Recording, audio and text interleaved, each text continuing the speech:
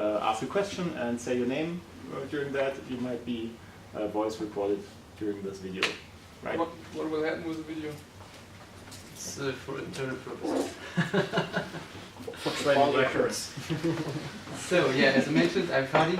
Today, so I'm working here at Smauto as a senior security engineer. Just a few words about Smauto. We are working in a mobile advertisement business. We are, so to say, eBay for mobile advertisement.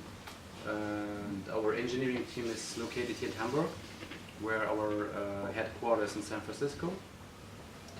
And today I'd like to talk a little about insecure deserialization to give you a basic understanding about this risk. Our agenda, or my agenda for today, is a quick introduction. Then we will talk a little bit about the concept of serialization and deserialization. What is insecure deserialization? Who is vulnerable to that?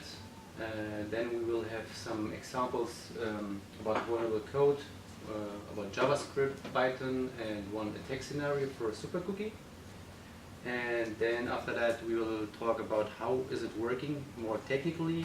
We'll try to hack a PHP application in that slides. And after that, like how I can mitigate, like how I can detect, prevent, and protect systems. And last but not least, we're going, I want to talk about 2 case studies regarding this type of vulnerability. So let's start then. OWASP Top 10, the current list compiled in 2017 added 3 new risks, as you can see here. One was insecure deserialization, which was a survey by security researchers, and it get ranked to get in. And the other 2 were XML, external entities, and insufficient logging and monitoring.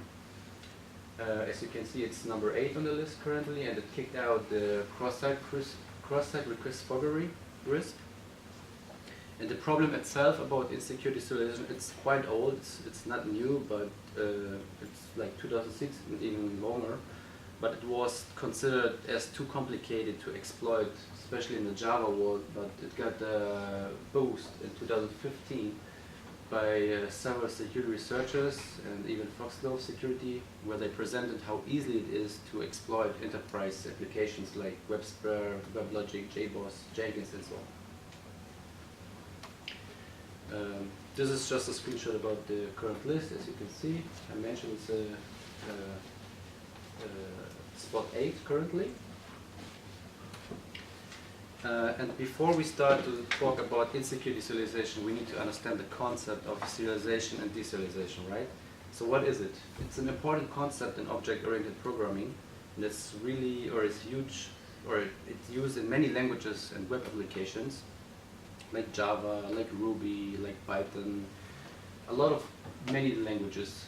And what is it? So what is serialization? Serialization basically is developers normally have objects, they work with objects, right? And if they want to persist this object or send it over the network, for example, they need to transform it in a byte stream or in a data format that is possible to send. Basically, it is like converting an object into a data format or byte stream, as I mentioned, and it can be restored at a later time. Serialization is also useful if you want to preserve a state, right? Like if you have a game, for example, you want to save the state and you can use it later. When you deserialize it, you can continue the game at that certain point. And it allows you to send the data over transmit in serial format. And it's also known as marshalling, pickling, or flattening. And the deserialization process is the opposite of serialization. It means like takes the serialized data and transform it back into an object. Like you have the receiver waiting for the incoming serialized data to deserialize it to work with an object as a developer, for example. And I just did some pictures here that can visualize it a bit more, maybe. So serialization, just think of you have maybe you move to a new apartment or something, you have your furniture, and of course you can't take your big sofa or table and move with it on the car or something to your new apartment. So you need to put it in a format, or in this case it's a moving box that you can work with or you can move it. And the deserialization process illustrates here. You have the moving box with all this data or your pieces in, and you want to transform it back. You want to rebuild your furniture at your new apartment, right? So this is also another picture, shows you we have an object here, as I mentioned, with two properties. The values are not important at that stage. We need to serialize it, and after serialization you see this output of string, especially in PHP, for example, is a human readable string. It will send over the network, for example, and the receiver gonna deserialize it, and then it will become back an object he can work with in his application, for example. So what is insecure deserialization then? It's a type of web application vulnerability, or application vulnerability, not only web application, but it's a new type of vulnerability which exists when applications like deserialize data from untrusted sources without any validation checks or sanitation checks, where the attacker tries to send an evil payload in this serialized object or serialized data in the hope of, when the receiver starts the process of deserializing that data back, this evil payload will trigger somehow to do some malicious stuff, right? It could be remote code execution, it could be SQL injection, whatever it is. And this text here shows clearly that if an attacker can control the serialized stream, the process of deserializing that stream can be exploited and the web application can be compromised. And it's an old problem, it's not a new problem, it's always about like validate the input, right? Don't trust user input. It's, we know it from other risks. So, and this is also to visualize it a little bit more.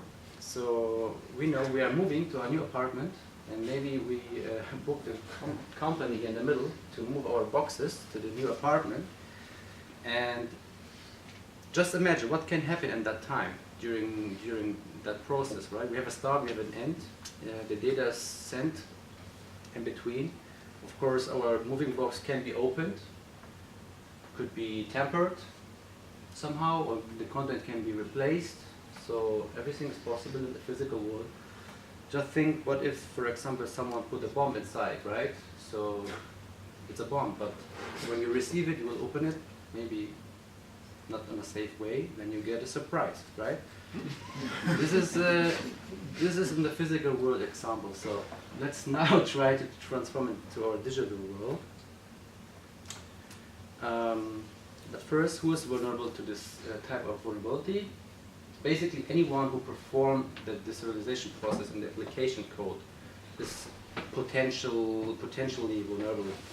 And a lot of popular vulnerable products out in the last years, like Apache Tomcat, Jira, Cisco, HP, and even applications written in a variety of programming languages like C++, Java, Ruby, Python, JavaScript.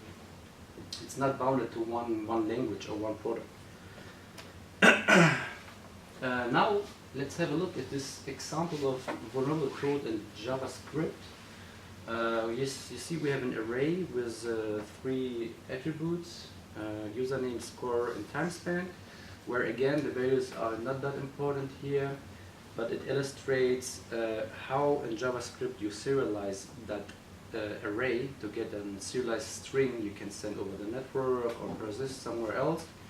You can see here we assign back to this serialized property with the JSON stringify method, where we put game state, which is our array, and it's stated here. This is now a string that we can send to someone else. And on this second step here, when we're going to deserialize the data, you see we deserialize it without any integrity checks or validation in any case. We just take the data back and think that the content is like trustworthy, right? And the data is now deserialized, and it got the same state back like the array here on top. And now let's imagine an attacker has control and can, like, for instance, say in score, he put like hostile scripting or malicious JavaScript, whatever it is. If you make a document get element by ID to this field and it popped up in the browser, then it may be executed, right? This illustrates it's in a very basic example. And the same, we have the same here to Python as well. And normally in Python you use the module pickle for doing serialization and deserialization. And if you can see here, we just created an object to exploit. We just return a system command like who am I in this case.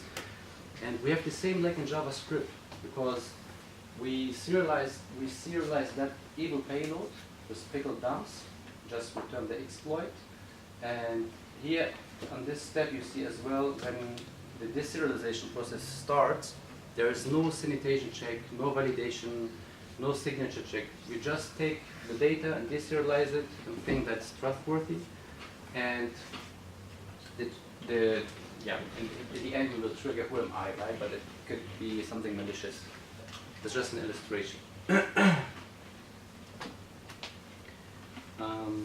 Next slide is an attack scenario about the super cookie. So we have a PHP forum which uses a super object or a super cookie containing different values like the user's ID, a role, the password hash, and some other state maybe. And you can see we have the user role at the end, right? And if the attacker is able to temper this data by deserializing it and put in, like admin, to give himself an admin role to serialize it back and send it to the application, then he may get like admin rights in the web application. Because on this